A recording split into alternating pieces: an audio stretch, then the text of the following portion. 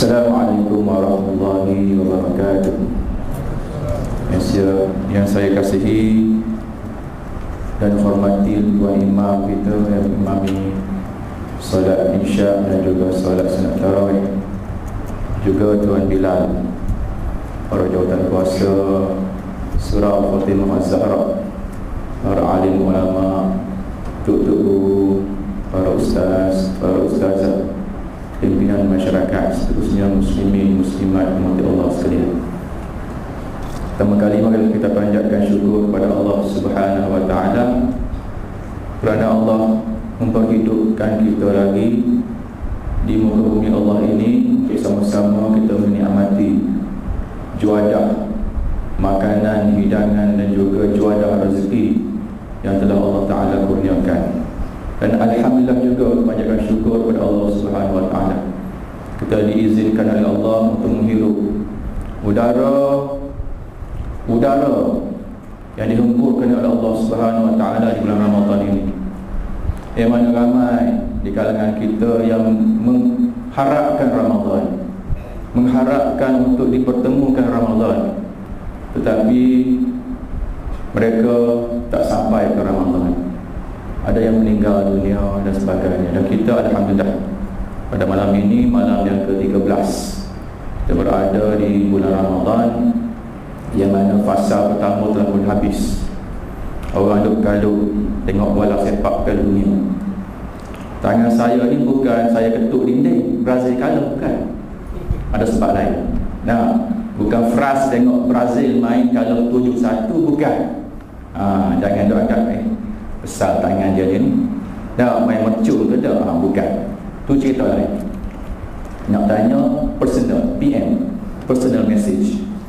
Baik, muslimin, muslimat, Allah sekalian, kalau kita ambil metafora World Cup, kita ambil signifikasi World Cup dengan Ramadan. World Cup, kalau kita tengok negara Uruguay, dia sangat hebat, boleh juara berbulan.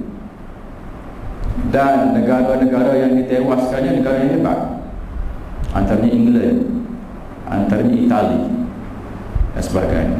Satu lagi kita ingat, sebab ada seorang player yang hebat, yang boleh menjarikan gol, yang boleh menaikkan negara Uruguay dalam bola sepak, iaitu Luis Suarez.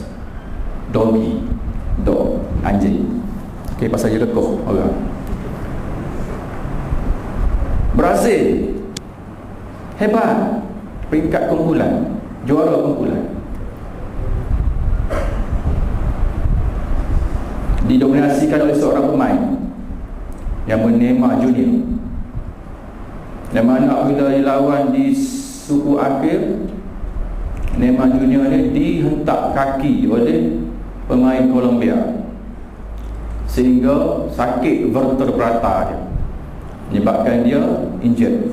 Dan akhirnya tengok dia kalah. Tengok nilai seorang pemain yang mana menyebabkan mungkin kekalahan pada sebuah pasukan. Dan juga Uruguay kalah pada pasukan lawan yang disebabkan oleh Luis Suarez. Muslimin, muslimat, apa yang saya selitkan dengan Brazil dan Uruguay tadi, kita sekarang ni ketandusan seorang khalifah, yang mana khalifah Islamiyah yang boleh membentuk negara Islam ni kemercutan yang sangat tinggi. Tengok sekarang ni yang berlaku di Gaza. Yang terbaru saya dengar berita petang tadi, 80 orang dah syahid dan beratus lagi yang cedera parah. Ibu yang mengandung ditembak dari belakang hingga tembus, terkeluar anak dia daripada perut. Tidak ada khalifah. Kita harapkan seorang khalifah yang kita idamkan keluar daripada Mesir setelah rejim Mubarak jatuh, Dr. Morsi naik. Kita harap inilah pemimpin, tapi disekat awal-awal oleh Ya'dillah alaihi. Jadi di mana nak cari pemimpin? Di mana kita nak angkat pemimpin Islam yang boleh menjadikan Islam ni di tahap mercutan dan di semua dunia dapat terima kerajaan Islam. Jadi inilah pendekatan yang saya nak bawa. Benda ni kita kena cari seorang permata bintang dalam Islam ni untuk kita angkat, untuk kita jadikan seorang pemimpin yang hebat untuk meneraju dunia. Jadi itu sebagai mukadimah saya. Saya nak malam ni insya-Allah tazkirah saya bertajuk bekalan dunia dan bekalan akhirat. Dulu tahun 80-an masa saya sekolah dulu dan juga tuan-tuan sekolah, mungkin depan saya ni ramai, ada yang 3 siri, 4 siri, 5 siri, 6 siri pun ada. Nah, maksudnya saya ni bukan dalam 3 siri nak menuju ke 4 siri. Tahu siri ke apa ni? BNW. BNW. Jadi umurnya ada 30-an, 40-an, 50-an, 60-an. Yang mana tahun 80-an dulu, kalau saya sebagai seorang yang telah belajar di sekolah rendah, mak saya bagi 30 sen. Mak saya bagi 30 sen cukup khalas untuk sampai tengah hari. Saya mampu boleh beli nasi goreng berharga 20 sen untuk minggat. Dan juga air sirap, air orange 10 sen. Dan alhamdulillah khalas sampai tengah hari. Bekalan yang diberi oleh mak saya tu dapat saya gunakan dan kenyang perut saya. Dan petang saya memerlukan lagi bekalan. Dan bekalan dunia ni kita nak tiap-tiap masa, tiap-tiap ketika kita nak masa. Jadi kita nak bekalan dunia ni, kita convertkan dia untuk jadi bekalan akhirat.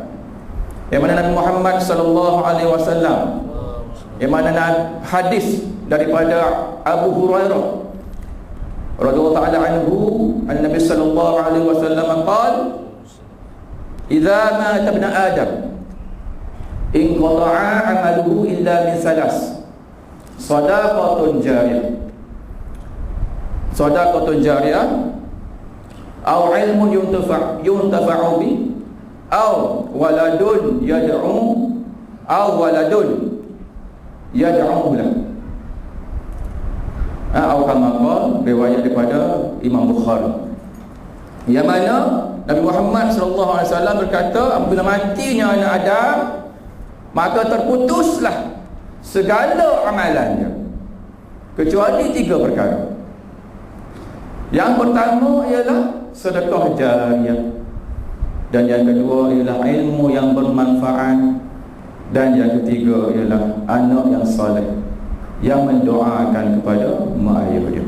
Baik, ini 3 yang perlu kita cari dalam hidup kita. 3 ini kita cari sungguh-sungguh untuk kita bekalkan, untuk kita pancarkan di alam akhirat nanti. Muslimin muslimat mata Allah sekalian, Balik Oman pun tolong cari 3 ni.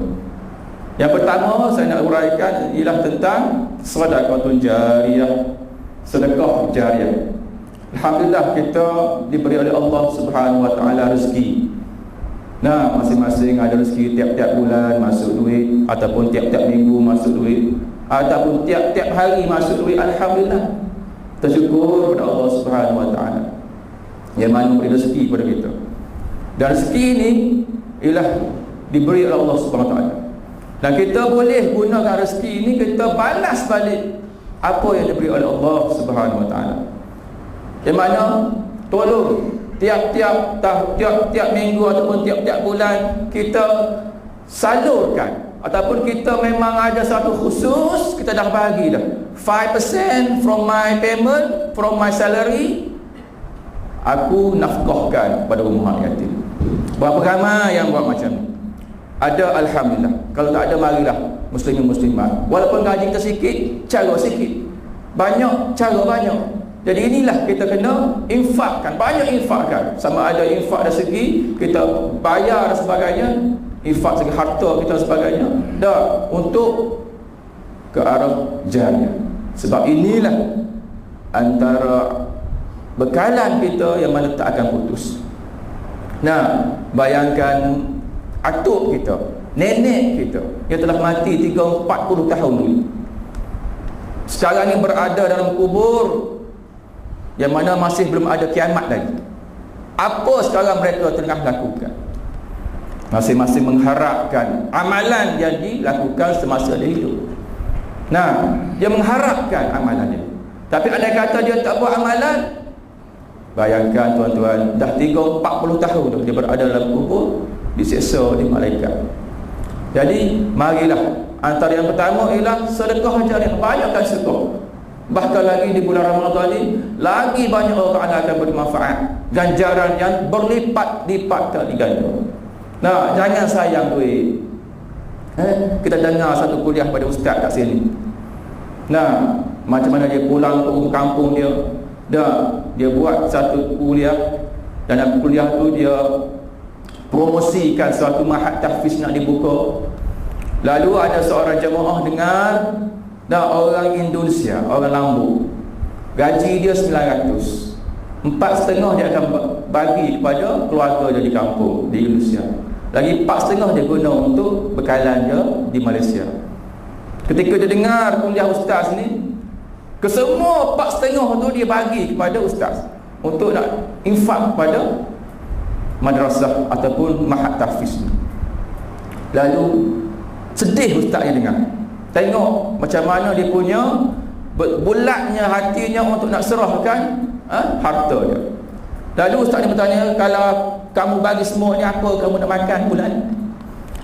Tengok jawapan seorang yang insya-Allah beriman pada Allah Subhanahu Wa Taala. Itu urusan Allah Subhanahu Wa Taala, ustaz yang muslim. Tengok jawapan dia. Nah, orang Indonesia, orang Lambu. Nah, itu urusan Allah Subhanahu Wa Taala. Ustaz yang muslim. Tengok orang yang betul-betul jitu dan solid, tahu akan balasan oleh Allah Subhanahu Wa Taala. Yang kedua, muslimin muslimat, ilmu yang bermanfaat. Sekarang ini kita boleh baca Al-Fatihah, kita boleh baca Al-Baqarah, baca Bismillahirrahmanirrahim dan sebagainya. Bayangkan guru kita yang ajar kita baca Quran, macam mana dia punya ganjarannya. Dan ayah-ayah kita yang mengajar kita macam mana belajar ilmu Al-Quran sebagainya, kalau dia telah mati, macam mana dia punya ganjarannya. Masya Allah, berterusan. Selagi kita baca Al-Quran, buat benda yang manfaat, ilmu yang diberikan itu, walaupun ilmu agama ataupun ilmu akademik yang lain pun, bukan bahkan ilmu agama, nah, dia guna ilmu untuk kebaikan. Masya Allah. Nah, contoh wiring lampu, dia buat lampu ni, wiring lampu, dan lampu ni menyuluh orang untuk sembahyang, menyuluh orang untuk membaca Quran. Tengok, kalau dia mati nanti insya-Allah berterusan. Selagi mana lampu tu diguna, selagi mana kipas tu berpusing, selagi mana aircon tu bergerak untuk menyejukkan orang, menyelesakan orang, insya-Allah janji Allah akan pahala dia berterusan ke arah manfaat. Dan yang ketiga, muslim muslimat, sebelum saya mundurkan diri, ialah anak yang saleh dan salihah yang mendoakan kepada mak ayah. Tuan-tuan tengok YouTube baru ni, seorang budak daripada Indonesia, nama dia Musa. Dia bukan nama saya juga, cuma dia tu Musa 29 juzuk. Saya ni tak juzuk-juzuk mana lagi. Nah, 29 juzuk, umur 5 tahun. Macam mana seorang guru mendengar alunan yang dinyanyikan oleh Musa tadi, sampai tahap dia menangis, sampai tahap dia mengexamplekan, memberi contoh, dia keluarkan beg, dompet dia, tunjuk duit. Duit ni kalau aku letak ke atas lantai ni, aku boleh jijak dia, maksudnya tidak ada nilai. Tapi tengok budak yang 5 tahun ni, dengan Al-Quran yang ada pada diri dia, Allah angkat dia punya martabat. Belajarlah Al-Quran. Dan jadi kalau dalam keluarga kita ni ada seorang yang hafiz, seorang yang hafizah, yang boleh jaga mak ayah dia, tolong tuan-tuan, bangkit daripada tidur sekarang, keluarkan seorang hafiz daripada keluarga kita. Carilah macam mana, leherlah macam mana, ikhtiarlah macam mana. Nah, kita ada peluang lagi. Kita tak boleh terdapat dulu. Sekarang pun dah tengah lidah, nak masuk irsyad balik pun payah dah, nak daftar, terima kepada Allah Ta'ala alam. Anak kita, gunakanlah kesempatan yang anak kita ada ni, ajarkan dia Al-Quran. Dan dia sentiasa akan mendoakan, Allahumma ighfir lahu warhamhu wa'afihi wa'fu anhu, Allahumma ighfir laha warhamha wa'afiha wa'fu anhu. Nah, dia akan doa bagi kita. Dan inilah bekalan akhirat yang kita nak. Yang mana bekalan dunia pun kita cari, dan kita jadikan juga bekalan akhirat ni sebagai cita-cita kita untuk kita cari. InsyaAllah amalan kita tidak akan putus walaupun kita telah meninggal dunia. Muslimin muslimat rahmatullah sekalian, akhir sekali saya nak tutup dengan satu ayat Al-Quran. Saya petik dari surah An-Naml ayat yang ke-78. A'udzubillahi minasyaitonir rajim. Wallahu akhrajakum min butuni ummahatikum la ta'lamuna syai'an wa ja'alakum as-sam'a wal absara wal af'idah la'allakum tashkurun. Dan Allah mengeluarkan kamu daripada perut ibu-ibu kamu dalam keadaan kamu tak tahu apa satu. Allah Ta'ala kurniakan penglihatan, Allah Ta'ala kurniakan pendengaran, Allah Ta'ala kurniakan hati, jiwa, raga. Moga-moga kamu menggunakan semua penglihatan, pendengaran dan juga jiwa raga ini. Moga-moga kamu jadi hamba yang bersyukur. Dan insyaAllah muslimin muslimat, apa yang kita ceritakan ialah kita nak la'allakum tattaqun. Moga-moga kamu bertakwa kepada Allah Subhanahu wa ta'ala. Dan insyaAllah orang lain berkalut cari piala dunia, kita berkalut cari piala takwa. Aqulu qawli hadza astaghfirullahal azim li wa lakum. Assalamualaikum warahmatullahi wabarakatuh.